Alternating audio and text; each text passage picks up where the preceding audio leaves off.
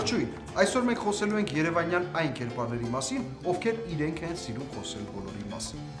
Նրանք ոչ մի կապ չունեն գուշակների հետ, բայց շատ լավ գիտեն, թե ով ուր է գնում, երբ է գնում եւ ինչի համար է գնում։ Նրանք լսում են ամեն ինչ, ինչ դուք նրանց ասում եք, սակայն ինչ դուք ի նկատի ունեիք, որոշում են հենց իրենք։ Ինչպես հասկացաք, այսօր խոսելու ենք լրագրողների մասին։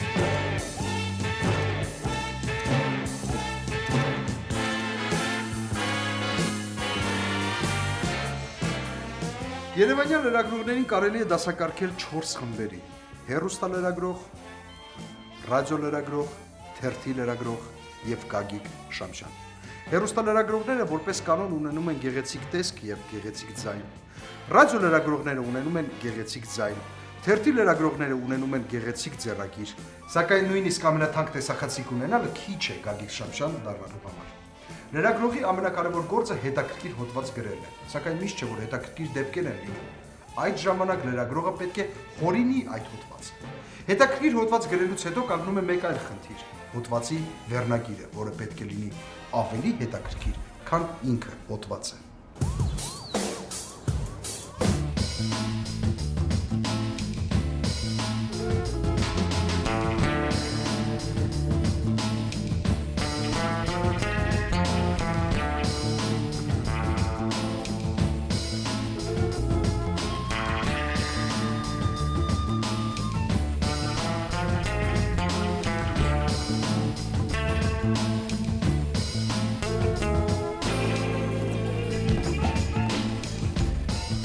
Հեղինե ջան, կարելի է։ Գևորգ ջան, համեցի։ Հեղինե ջան, մի հատ հոդված եմ տպել, որ խնդրեմ կկարդաս մի հատ։ Դուք տեսնեմ։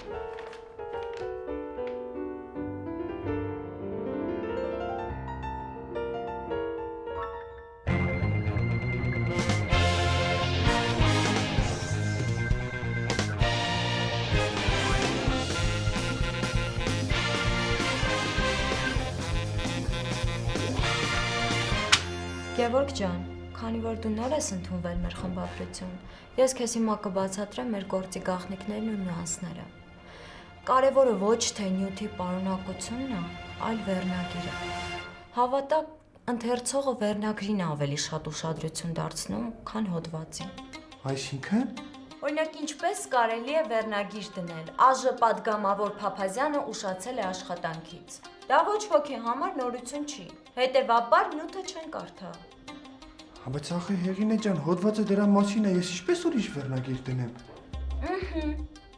Կարելի է հարցին ուրիշ կողմից մոտենալ, մի քիչ տրամաբանի։ Եթե ԱԺ պատգամավոր Փափազյանը ուշացել է աշխատանքից, հետևաբար գիշերը ուշ է քնել։ Եթե ուշ է քնել, հետևաբար գիշերը ինչ-որ ժամանց է անցկացրել ինչ-որ վայրում։ Եթե ինչ-որտեղ ժամանակ է անցկացրել, հետևաբար ընկերուհի ունի։ Հոդվածի վերնագիրը կլինի հետևյալը. ԱԺ պատգամավոր Փափազյանը դավաճանում է կնոջը։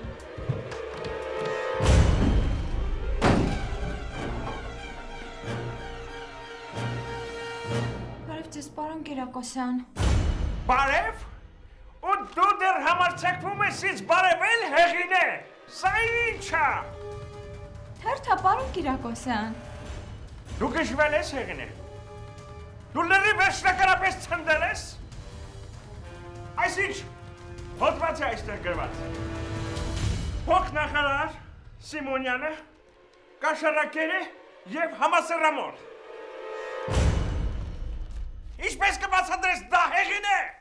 Ինչու ես անհիմն լուրեր տարածում։ Պարոն Կիրակոսյան, դա անհիմն լուր չէ, ես մեկ օրվա ընթացքում հասցրեցի հետևել նրան։ Նա $120,000 արժողությամբ ավտոմեքենա առավ կնոջը, հետո թանկարժեք ոսկեղեններ, հետո երեկոյան մեկ այլ կնոջ հետ թռավ Դուբայ, դա անհիմն է։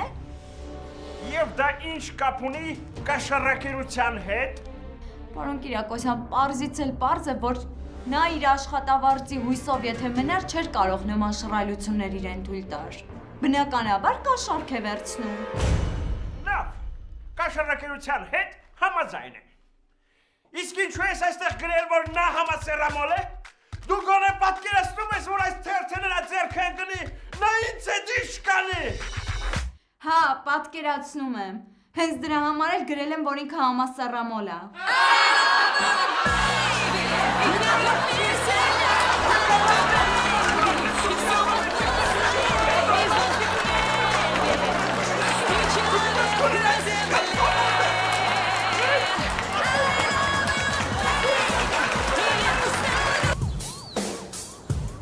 Ի տարբերություն երեխաների, լրագրողները երբ ձեր ձեռքին տեսնում են ինչ-որ նոր բան, չեն հարցնում սա ինչ է, հարցնում են սա որտեղից։ Եվ եթե երեխաները դա հարցնում են ինչ-որ կոնկրետ ժամանակահատվածում, լրագրողները այդ հարցով ձեզ տանջում են մինչև կյանքի վերջ։ Երեխաները եւ լրագրողները ունեն եւս մի քանի նմանություն։ Դա հեքիաթներն են եւ սարսափելի պատմություններն են։ Սակայն եթե երեխաներին մեծերն են պատմում հեքիաթներ, ապա լրագրողների դեպքում հակառակն է։ Նրանք են պատմում մեծերին։ Պատրաստ ես, սկսեմ։ Բարի երեկո հարգելի հեռուստադիտողները, եթերում կրկին Հեղինեն է իր ամենաէքսկլյուզիվ ռեպորտաժներով։ Սա թվով իմ երրորդ ռեպորտաժն է։ Ես հավատարիմ եմ մնում իմ սկզբունքներին եւ այսօր ձեզ կներկայացնեմ եւս մեկ ապշեցուցիչ պատմություն։ Մենք հիմա գտնվում ենք 70-ամյա Վարդան Պապիկի բնակարանի դռան առաջ։ 1 ժամ առաջ նա կատարել է մեր ժամանակների ամենադաժան եւ ամենաանմարտկային արարքը։ Նա սպանել է իր որդուն եւ հարսին եւ հետո կերել իր իսկ սեփական թոռներին։ Գնանք ներս եւ հարցազրույց վերցնենք մեր օրերի Հանիբալից։ Գնացինք։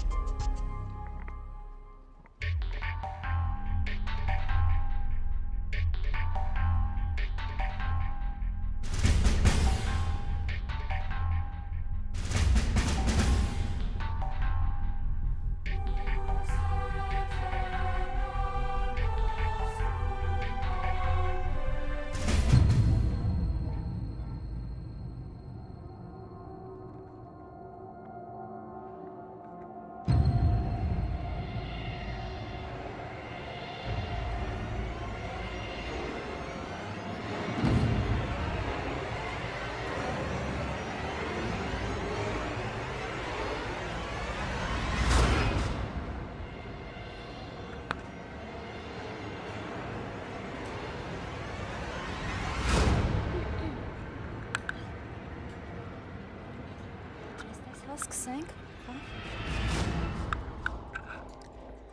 Բարև ձեզ։ Ինչպես կբացատրեք ձեր այս կենթանական արարքը։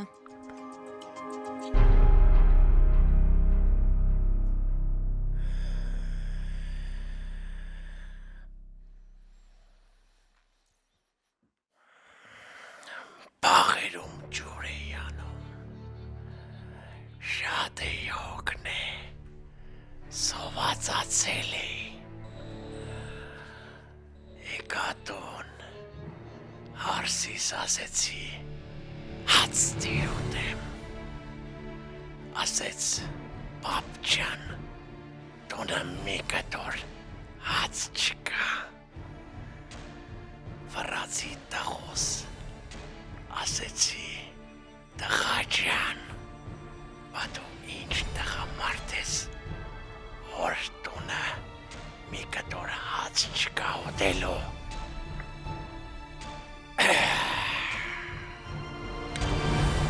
Տղես ինձ սկսեց ուշունց տալ, ուշունցեց դիմացա, ուշունցեց դիմացա, ուշունցեց չդիմացա, վերցրեցի կարակի տանակը, Սենց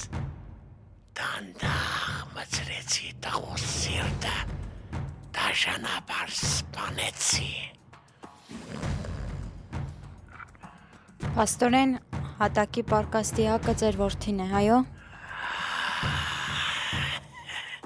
Ճիշտ կռայեցիք, փոքր ժամանակ ժիր երեխա էր, մեծը ցավ, էծը ցավ։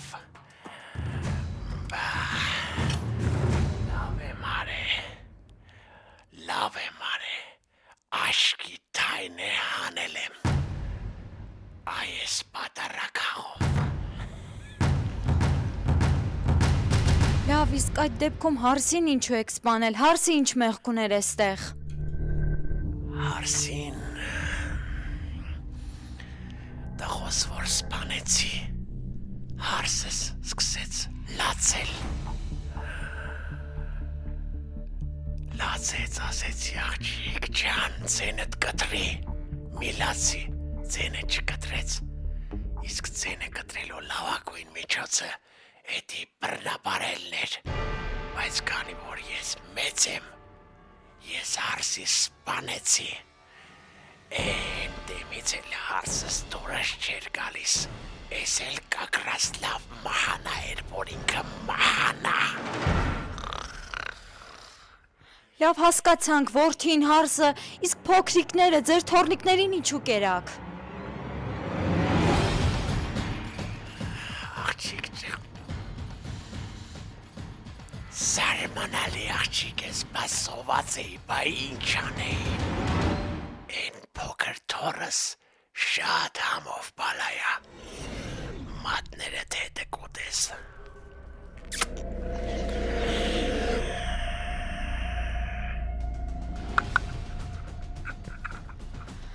Հարգելի հեռուստադիտողներ, ահա թե ինչի է հասցնում վատ սոցիալական վիճակները մարդուն։ Այսօրվա համար այսքանը։ Հեղինե Ցնդլարյան, Վարշամ Սավրազյան, հատուկ էքսկլյուզիվ հեռուստադիտողների համար։ Ցտեսություն։ Վերջ։ Քերի ջան, մերսի ցավը տանը։ Էս ինչ բնական խաղացիր։ Շատ լավ էր, ապրեք երեխեք ջան, մար, մերսի։ Ապրեք, գոհեմ, շնորհակալ եմ, ես տանեմ շուտ տեղ հասցնեմ։ Հեղինե ջան, բա մնացեք մի կտոր հաց կուտեինք։ Քեր ջան, ինչ հաց ուտել, մորքուրեն ցելը պետքա գնամ, այդ մարմնավաճառների ռեպորտաժն ենք անելու, յուկեն հակետ կնիկը սպասում է։ Մերսի, շնորհակալ բակա։ Հեղինե ջան, բա այն որ դպրոցներում նարկոսիկ է ծախում այդ երբ եք ցույց տալու։ Հելա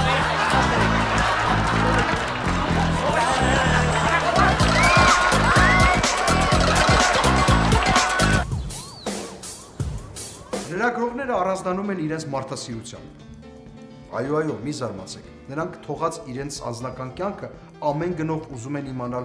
բոլոր փաստերը ձեր անձնական կյանքից։ Լրագրողներին հետաքրքիր է ամեն ինչ ձեր կյանքից, չնայած որ հետագայում հոդվածում տեղ են գտնում միայն այն տեղեկությունները, որոնք կարող են պախարակել ձեր անբասիր վարկը։ Այնպես որ լրագրողների հետ պետք է լինել շատ զգուշ, եթե չեք ուզում վաղը հոդված հայտնվի թերթում, թե ինչպես եք դուք երևանյան ռեստորաներից մեկում ձեզ շատ վատ պահում, չնայած նրան, որ դուք արդեն 2 տարի է ինչ Երևանում չեք։ Գաջան, պրոստա ահա որ շտապում եմ, հենց հիմա պետքա գնամ Ռոմանիչից հարցազրույց վերցնեմ, էլի Ազիզ։ Ոնց Ռոմանիչը ովա, Կովկասի ամենահարուստ մարդն է։ Կյանքում ոչ մեկի հարցազրույց չի տվել, 3 տարի ազանգում է, որ հարցազրույց վերցնեմ, չի համաձայնվում, այսօր չգիտեմ ինչի համաձայնվել է։ Պատկերացնում ես, չէ՞ ինչ հոդված եմ գրելու։ Լավ Գաջան, ահա որ շտապում եմ, դավայց։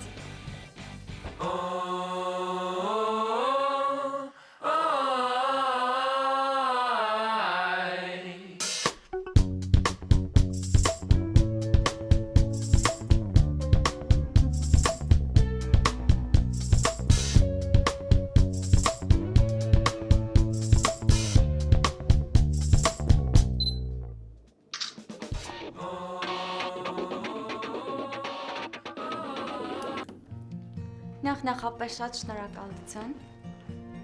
Դուք պատրաստ եք, կարող ենք սկսել։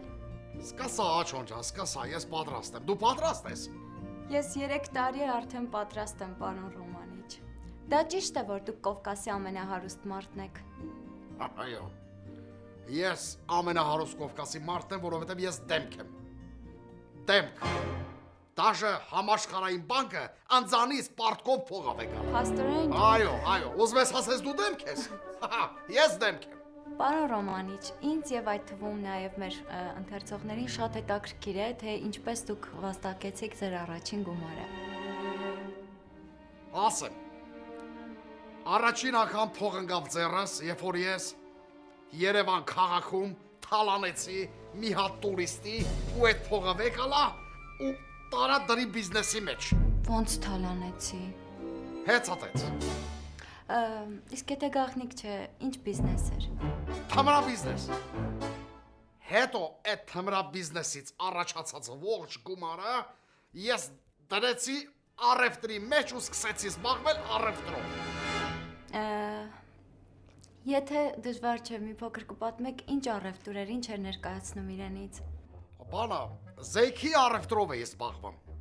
Հետո այդ զեյքի առևտրով զբաղված փողերով ես մտա քաղաքականության մեջ, սկսեցի թալանել բյուջեն ու այդ ընդհանուր գումարը այդ թալանումից որ առաջացավ, դրեցի ու սարքեցի զենքի ու նարկոտիկի արտադրամասը, իմ սեփական արտադրամասը։ Ու այդ ամեն ինչից հետո ես դառա Կովկասի ամենահարուստ մարդը։ Պարզ է։ Պարոն Ռոմանիկ, շատ հետաքրքիր ուղի եք անցել, մեզ շատ հետաքրքիր է։ Դուք ընթացքում ունեցել եք գործընկերներում հետ եք համագործակցել։ Ոչ, Աշոն ջան,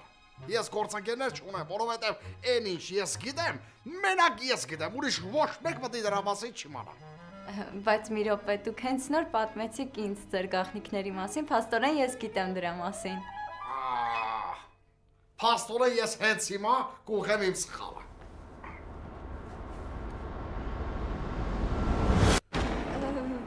Պարոն Ռոմանիչ, երևի դուք կատակ եք, հա, անում։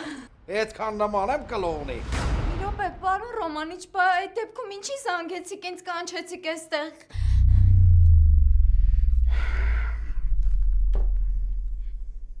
Ախ, Աշոն ջան, մենք էլ ենք մարդ, մենք էլ մարդկանց հետ կիսվելու խնդիր ունենք։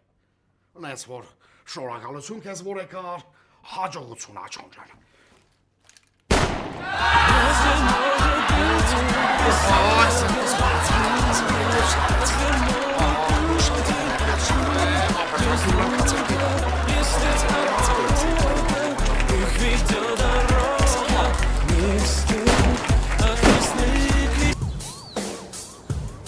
Հուսով եմ իմ վերլուծություններով չնեղացրեցի ձեզ մեծարգո, հարգարժան, իմ կողմից շատ սիրված լրագրողներ եւ այժմ ճիշտ ժամանակն է եթերը տրամադրելու պրոֆեսոր Գևորգյան։ Ողջույն, ես պրոֆեսոր Գևորգյանն եմ։ Այսօր կփորձեմ օգնել այն մարդկանց, ովքեր նպատակ ունեն դառնալ 4-րդ իշխանության անդամ։ Սիրելի սկսնակ լրագրողներ, նախ եւ առաջ շատ կարեւոր է ինչ-որ մարդուց սկանդալային կամ հետաքրքիր հարցազրույց վերցնելը։ Հարցազրույց վերցնելու համար դուք պետք է հայտնվեք ճիշտ ժամանակին, ճիշտ տեղում։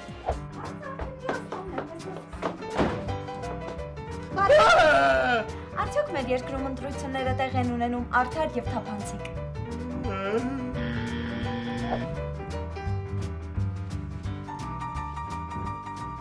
Ողջույն, ինչ եք կարծում ավտոճանապարհային խախտումները զգալիորեն նվազել են։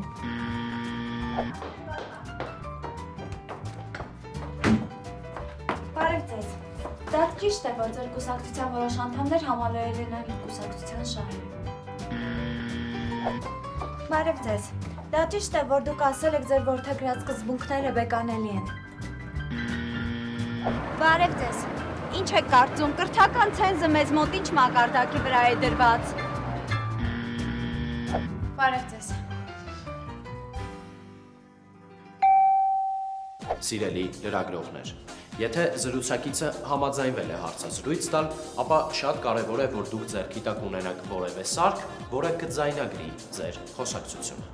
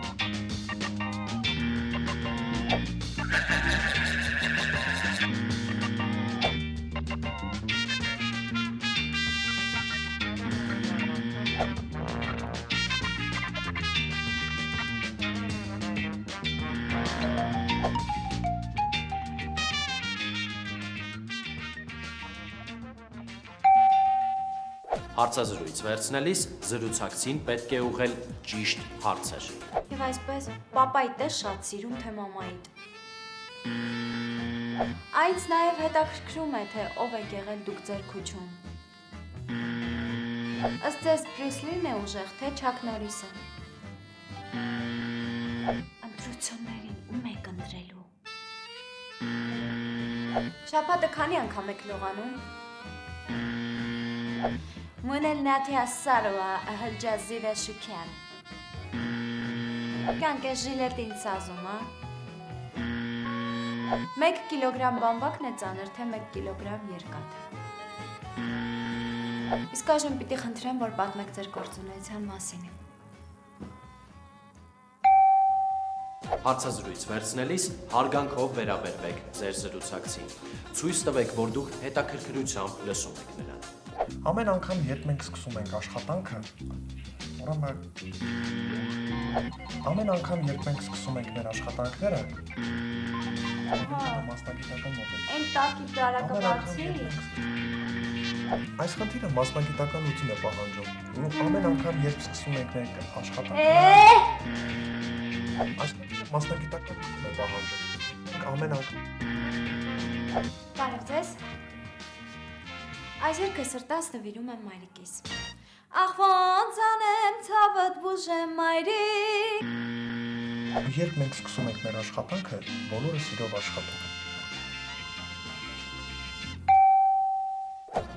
Եթե դուք հետևեք իմ խորհուրդներին, ապա շատ շուտով ձեր հոդվածները կհայտնվեն առաջատար լրատվամիջոցների ուշադրության կենտրոնում։ Հուսով եմ կարողացա օգտակար լինել ձեզ, եւ եթե դա այդպես է, ապա հիշեք, որ ձեր հեղինակային հոդվածներից մեկը կարող է նվիրված լինել պրոֆեսոր Գևորգյանին։ Չմոռանաք ինձ։ Այսօրվա համար այսքանը, չմոռանամ ավելացնել, որ որքան վատն է լրագրողը, այնքան լավն է նրա հոդվածը։ Հաջողություն։